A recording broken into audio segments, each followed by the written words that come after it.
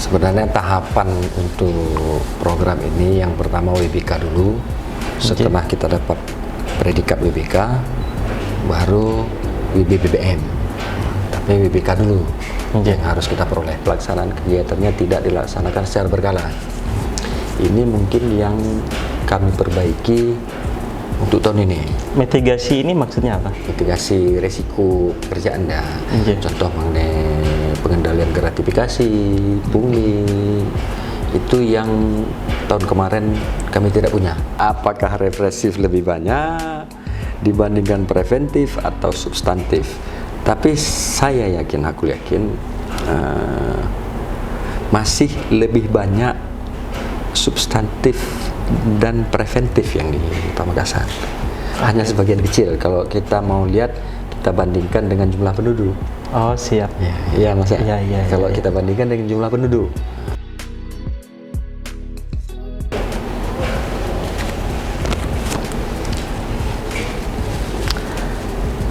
Bebas dari korupsi merupakan cita-cita ideal dari semua orang di Indonesia, termasuk Kejaksaan Negeri Kabupaten Pamekasan yang merupakan 11 dari perwakilan Jawa Timur yang terpilih untuk menyongsong WBK dan WBM.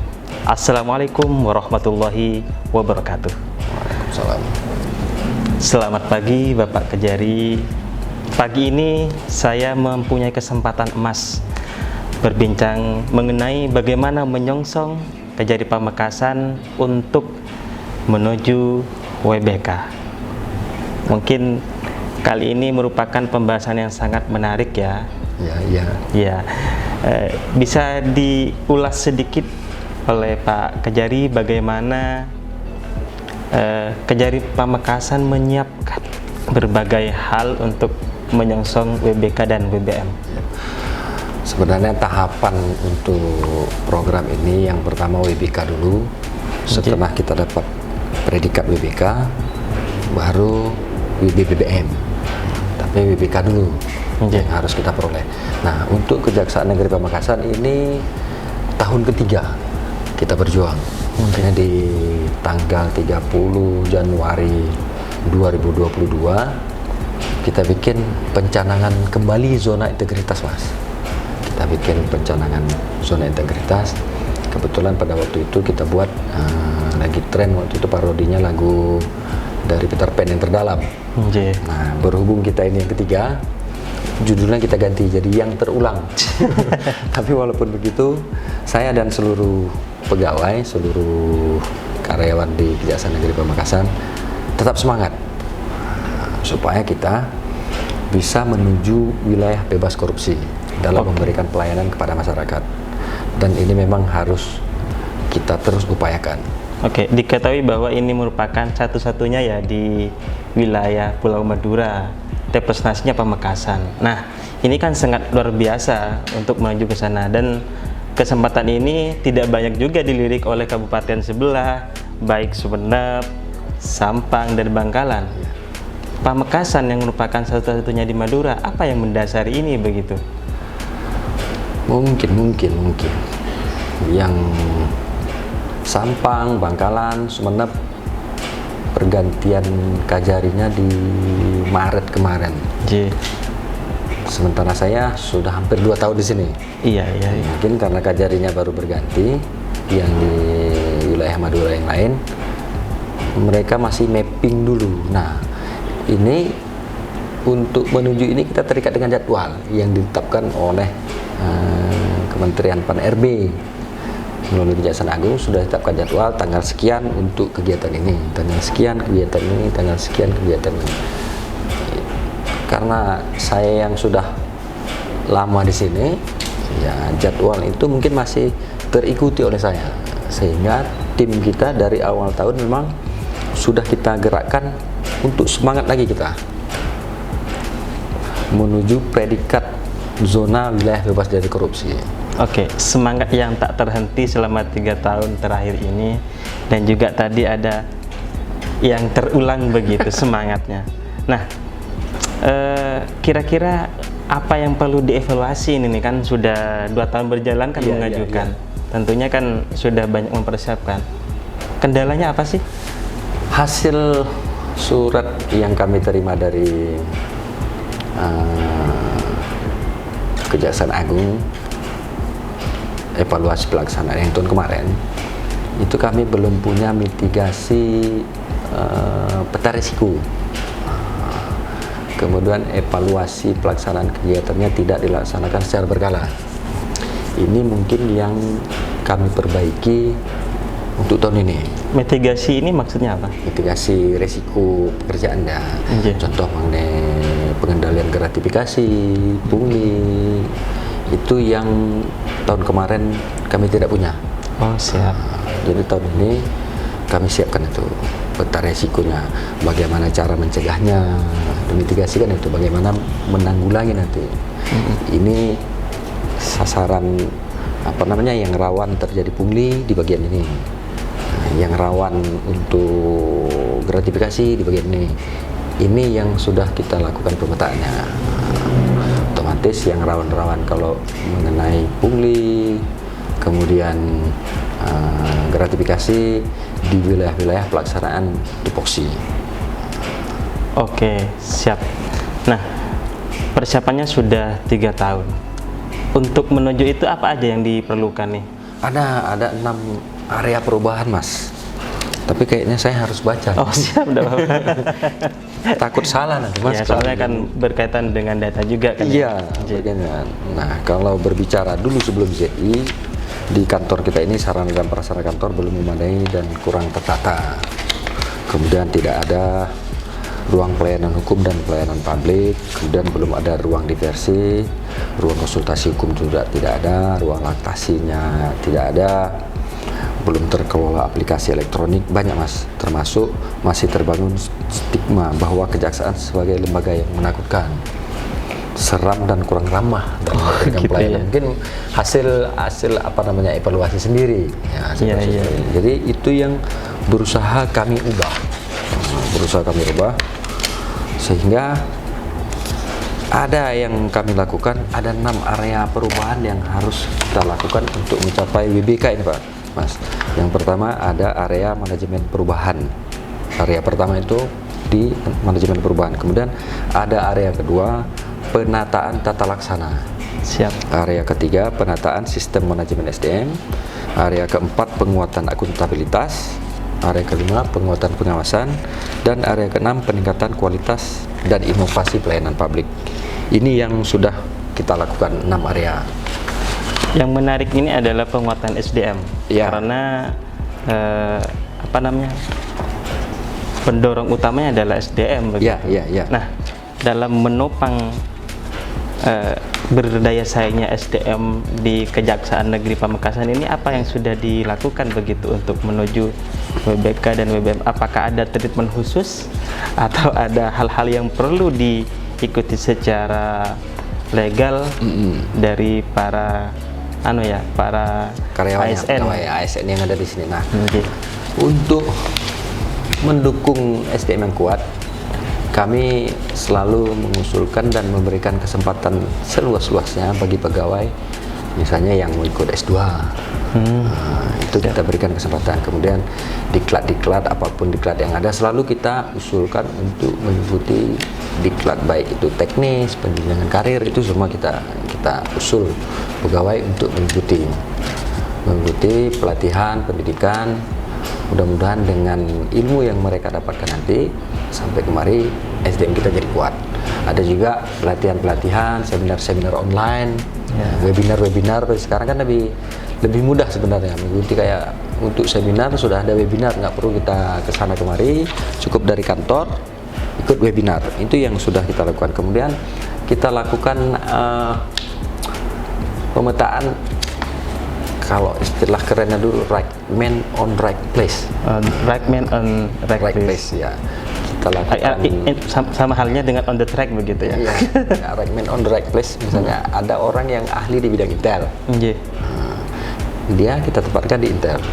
Ada orang yang ahli di bidang pidana umum. Itu kita tempatkan di bidang pidana umum. Jadi seperti itu kita lakukan semacam. Jadi petanya jelas ya? Iya, jadi petanya jelas. Itu yang sudah kita lakukan untuk menguatkan SDM. Kemudian ya tentu saja setelah kita lakukan uji kompetensi seperti itu, kita lakukan mutasi lokal di internal di sini. Oh, siap. Dan itu sudah dilakukan? Sudah. Nah, ada yang perlu juga yang menarik untuk diketahui oleh masyarakat. Ini merubah mindset masyarakat bahwa Kejaksaan Negeri Pamekasan masih menakutkan begitu, seperti yang disampaikan Panjenengan barusan. Nah, ini pola yang yang dilakukan menguatkan hal itu, apa yang sudah dilakukan dan akan dilakukan karena masih belum diraih ya WBK dan WBBM-nya. Ada sebenarnya yang sudah kami lakukan. Contoh yang paling banyak mungkin antri kalau pelayanan di Kejaksaan Negeri Pamekasan itu pembayaran denda tilang. Denda tilang. Nah, saya menilai kantor kita memang tidak representatif untuk menampung sekian banyak pelanggar sekali waktu. Untuk melakukan pembayaran itu antrinya nggak nyaman dah. Siap. Karena gedung tilangnya di luar, terus dikasih tenda, otomatis begitu siang itu panas, Mas. Jadi tahun kemarin saya buat kerjasama dengan kantor pos. Pos dan Giro, kantor pos dan Giro di Pamekasan. Jadi pelanggar tilang, pelanggar lalu lintas boleh bayar tilang itu di kantor pos. Dan bukan hanya kantor pos yang di Pamekasan, tapi di seluruh kantor pos yang ada di kecamatan. Itu pelanggar cukup datang kantor pos, bayar denda tilang di situ. Nah, kalau misalnya orang lain Pamekasan misalkan? Iya, bisa di luar pos, di kantor pos di luar Pamekasan bisa. Karena pos dia kan online ya seluruh Indonesia. Jadi di saat kita sudah ada kerjasama, kantor pos di sini langsung terakses dengan seluruh kantor pos di Republik Indonesia ini yang online. Jadi nggak perlu lagi datang kemari. Nah, untuk barang buktinya sendiri mereka bisa kirim, dikirim melalui kantor pos, nggak perlu datang lagi ngambil. Artinya itu yang berusaha saya bikin. Kemudian untuk kantornya sendiri kita sudah ada PTSP namanya, pelayanan terpadu satu pintu. Jadi masyarakat cukup datang ke PTSP, apa kebutuhannya, apa keperluannya, dilayani di situ. Tidak ada lagi nanti dikasih, ke sana Pak, ini kemari ke bidang ini, enggak, langsung di situ. Tamu-tamu yang perlu nanti jaksanya yang turun ke PTSP-nya, ada ruang untuk menerima tamu, di situ diberikan penjelasan semua. Itu yang sudah berusaha kita bikin, Mas. Untuk merubah stigma bahwa kejaksaan ini takut, menakutkan. Itu yang sudah berusaha kita lakukan. Nah, pernah dilakukan survei enggak untuk Pamekasan saja begitu? Bahwa yang bilang bagus ada berapa persen, begitu, yang bilang menakutkan ada berapa persen, yang bilang sangat takut gitu. Itu masukan yang bagus. Saya kemarin sempat terpikir mau melakukan survei pelaksanaan pembayaran denda tilang di kantor pos. Ini kan bisa menjadi bahan untuk mengukur kinerja ke depan begitu. Belum kami lakukan survei. Tapi kalau di kota survei pelayanan ada di depan. Ada ditempatkan. Survei, kalau survei khusus belum. Tapi kalau umum ada kotanya. Masyarakatnya mau memberikan penilaian apa ada. Setiap bulan kita lakukan evaluasi. Kalau itu tetap ada, Mas. Nah, kemudian yang ketiga yang sedang digalakkan, kami berusaha ada layanan antar barang bukti ada lama juga yang nggak diambil. Itu kita coba cari alamatnya, kita kirim, kita antar ke rumahnya. Gitu. Gratis. Program dari KSBB. Artinya itu yang kami lakukan selama ini. Ya, meskipun usahanya demikian kan masih belum terrealisasi begitu, WBK dan WBM. Nah, yang akan dilakukan ini apa untuk menuju WBK dan WBM ini? Ini kan sudah ada yang sudah dilakukan selama 2 tahun terakhir, dan ada juga yang akan dilakukan untuk memenuhi berbagai kualifikasi di dalamnya begitu. Termasuk inovasi seperti kerjasama dengan kantor pos, kemudian sarana untuk administrasi persuratan semua kita udah pakai. Apapun aplikasi yang disiapkan oleh Kejaksaan Agung itu sudah kita terapkan di sini. Contoh CPD. Iya. CPD udah pakai aplikasi dah, udah online. Jadi dimanapun saya berada, dimanapun saya ada kegiatan di luar kantor, itu administrasi tidak pernah berhenti. Tetap bisa dilaksanakan secara cepat. Kemudian kalau inovasi-inovasi yang lain contohnya seperti itu Mas, kantor pos itu yang sudah dan sedang kita lakukan. Pembayaran pembayaran tilang di kantor pos, barang bukti yang diantar, kemudian optimalisasi di PTSP. Jadi saya berharap dan bekerja, orang mau menerima pelayanan di Kejaksaan Negeri Pamekasan cukup datang ke PTSP, di situ aja. Oh, siap. Jadi nggak perlu lagi berhubungan dengan yang lain-lain, cukup di PTSP semua kebutuhannya terlayani. Kecuali nanti misalnya pelayanan hukum terhadap masyarakat, harus jaksanya duduk tunggu sebentar, nanti jaksanya yang datangkan. Oke, siap. Nah, apakah ada tim khusus enggak untuk yang menyiapkan administrasi dan semacamnya? Ada berapa itu? Ada kita pada waktu untuk pencanakan kita bentuk tim untuk ini dia nama tim WBK namanya. Yeah. Banyaknya tergantung area, ada 6 area, 6 orang, 6 ketua bidang area masing-masing kasih ini membidangi area masing-masing. Oh, jadi mereka yang bertugas melakukan perubahan penguatan di 6 area ini. Ketuanya kemarin saya tunjuk kasih BB Pak Adi. Yeah. Pak Adi biar lebih fokus. Oke, siap. Gimana? Ada problem? Oh, oke. Apa lagi Mas? Sudah dijelaskan kan ya? Sudah. Sekarang inovasi pelayanan publiknya bagaimana? Ada kalau jalankan ya? Inovasi pelayanan publik seperti yang tadi 3 yang sudah saya jelaskan, ada juga yang aplikasi terdahulu kami buatkan sendiri. Contoh misalnya aplikasi ada namanya ELO. Apa itu? Electronic Legal Opinion.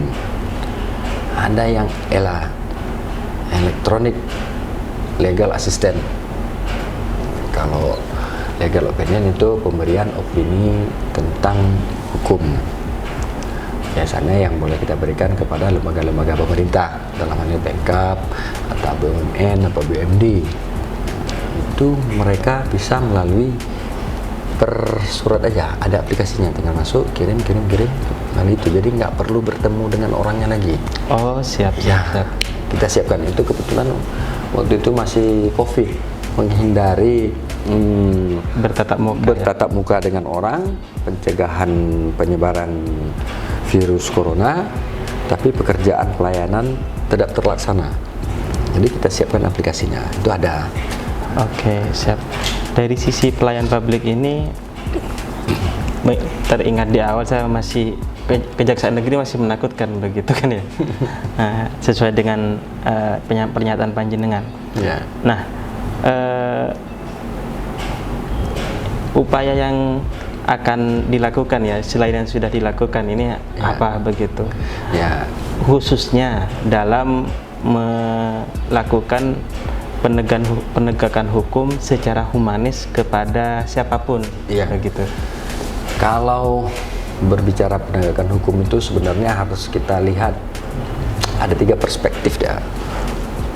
Penegakan hukum dari sisi substantifnya, kemudian preventif dan represif. 3 ada. Yang terakhir berarti represif. Represif ini penindakan. Ini mungkin yang paling tren di masyarakat, paling ditunggu, paling jadi momok, pokoknya semua di sini kan. Represif ini. Padahal ada 2 lainnya yang kayak substantif, berlakunya suatu peraturan perundang-undangan sudah berjalan sebagaimana yang diharapkan, itu sebenarnya sudah ada penegakan hukum di situ. Kemudian ada upaya-upaya preventif, pencegahan misalnya kayak seperti di Inter ada kegiatan jaksa masuk sekolah. Nah, itu kita lakukan sosialisasi, pemahaman untuk anak-anak sekolah. Kemudian ada juga namanya jaksa masuk desa, ya ke desa-desa, ada namanya program pembinaan masyarakat taat hukum. Itu yang sudah kita lakukan. Di samping kampanye-kampanye yang kita lakukan melalui media sosial kita yang ada. Jadi setiap kegiatan di Kejaksaan Negeri Pamekasan, apapun kegiatan yang ada, selalu kita tampilkan di media sosial yang kita punya. Itu sebagai bentuk kita pun ingin masyarakat ikut menilai, melihat kita bagaimana sekarang, apalagi yang harus kita rubah. Memang harus seperti itu. Namanya manusia itu kan nggak ada yang sempurna, Mas. Siap. Kita merasa diri kita sudah baik, kita merasa diri kita sudah pas di rule bergerak, tapi orang yang lain yang menilai, orang lain yang melihat. Ini yang berusaha kita sadap melalui media sosial, sehingga kami secara keseluruhan bisa memperbaiki diri, apalagi yang harus kami lakukan. Oke, siap. Kalau di Pamekasan bagaimana dari 3 ini? Apakah lebih dominan yang terakhir atau yang bagaimana? Yang represif atau bagaimana? Perspektif hukumnya. Kalau itu harus kita bikin survei dulu, Mas. Kalau untuk melihat apakah represif lebih banyak dibandingkan preventif atau substantif. Tapi saya yakin, aku yakin masih lebih banyak substantif dan preventif yang di Pamekasan. Hanya sebagian kecil. Kalau kita mau lihat, kita bandingkan dengan jumlah penduduk. Oh, siap. Iya, Mas. Kalau Iya. kita bandingkan dengan jumlah penduduk, itu masih persennya nggak banyak. Artinya kesadaran hukum masyarakat Pamekasan itu sudah lebih baik. Oke, itu kan dari sisi halayak ya. Iya. Kalau dari sisi internal misalkan, preventifnya mau diangkat dalam? Iya, nggak apa-apa. Langsung aja ngobrol ya, Mas, nggak apa-apa. Oke. Kalau dari sisi internal misalkan ya, Iya. bagaimana cara misalkan mencegah ya dari bersih dari korupsi atau yang lainnya begitu? Iya. Apa dasar khusus yang dilakukan panjenengan sebagai orang nomor 1 ya di sini? Itu yang dilakukan termasuk di sini penguatan pengawasan ya. Yang bertujuan untuk meningkatkan penyelenggaraan pemerintahan bersih dan bebas dari korupsi. Ini termasuk kampanye-kampanye, Pak, melalui public campaign dengan melalui pemasangan banner atau spanduk. Banner dan spanduk di kantor kita cantumkan nomor pengaduan. Kalau ada perbuatan menyimpang dari pegawai, silakan ini nomor pengaduannya, yang kerahasiaannya dijamin. Itu yang sudah kita lakukan. Ada nggak dari sekian, berapa sih jumlah dari ASN di Kejaksaan Negeri Pamekasan? 60-an. Ada nggak dari itu selama 2 tahun terakhir ini? Alhamdulillah selama saya belum ada, Mas. Berarti komitmennya kuat berarti ya, didorong oleh sosok atau figur yang luar biasa begitu soalnya. Alhamdulillah kalau yang berkaitan dengan itu belum ada di kita. Saya sangat syukuri, alhamdulillah belum ada laporan pengaduan yang perbuatan tercela seperti itu, Mas. Kalau mengenai penanganan perkara kan ya banyak, Mas. Kadang-kadang yang nggak puas dan ada yang merasa namanya seperti pidana. Kalau dari sisi korban minta supaya dihukum setinggi-tingginya. Dari sisi tersangka atau terdakwanya minta seringan-ringannya. Kita kan harus menimbang di tengah-tengahnya ini.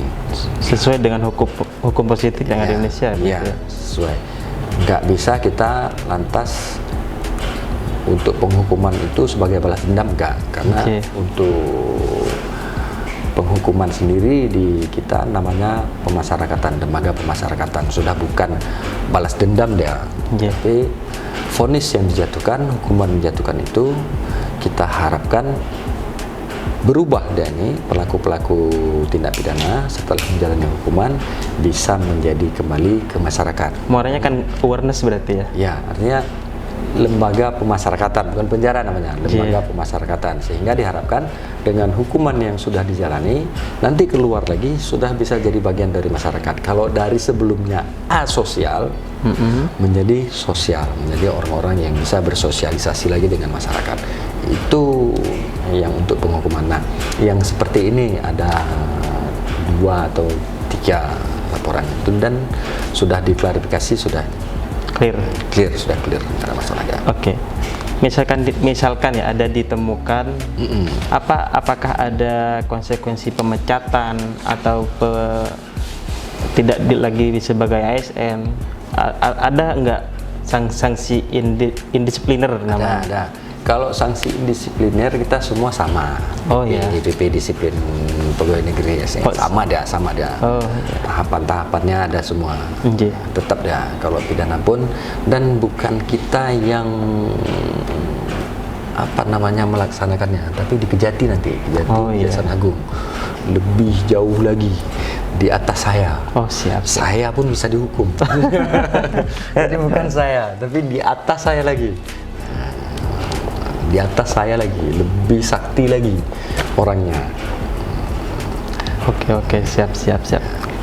Nah, menuju WBK dan WBBM itu apa yang perlu disupport oleh saya selaku insan pers dan masyarakat luas di Pamekasan sebagai wilayah hukum Kejaksaan Negeri Pamekasan? Ini yang sangat menarik dan sangat saya tunggu, Mas. Oh siap. Saya sangat butuh support dari kawan-kawan media untuk mensosialisasikan di luar. Jangan sampai ada masyarakat yang mau melakukan perbuatan-perbuatan yang tercela ke kami. Misalnya ada anak buah saya nanti, ada jaksa saya minta uang, ya. Itu jangan mau masyarakatnya. Itu yang perlu disosialisasikan. Biarlah semua berjalan sesuai dengan norma. Jangan coba-coba datang mempengaruhi. Itu kan saya repot. Ya, di luar, kalau di kantor masih bisa saya awasi, Mas. Kalau di luaran kan repot. Iya.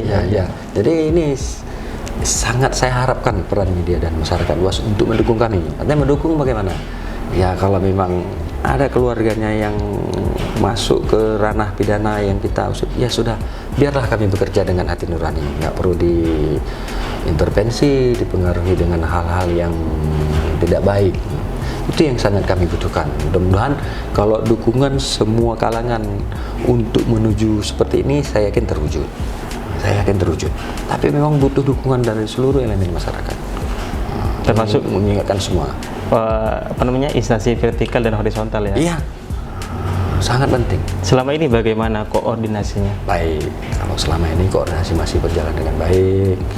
Ada pertemuan-pertemuan nanti yang baik insidentil, baik formal, non formal, itu selalu kita bertemu. Setiap ada permasalahan selalu kita bicarakan. Oke. Siap. Saya kira cukup untuk pertemuan kita kali ini. Semoga ini bisa mengedukasi kita semua dan Kejaksaan Negeri Pamekasan bisa meraih predikat WBK dan WBBM. Semangat. Terima kasih. Siap. Kami tetap semangat, Mas. Terima kasih banyak, Mas. Mohon dukungannya. Oke. Akhirnya dari saya, Khairul Umam Syarif, mohon undur diri, kurang lebihnya. Wassalamualaikum warahmatullahi wabarakatuh. Waalaikumsalam warahmatullahi wabarakatuh.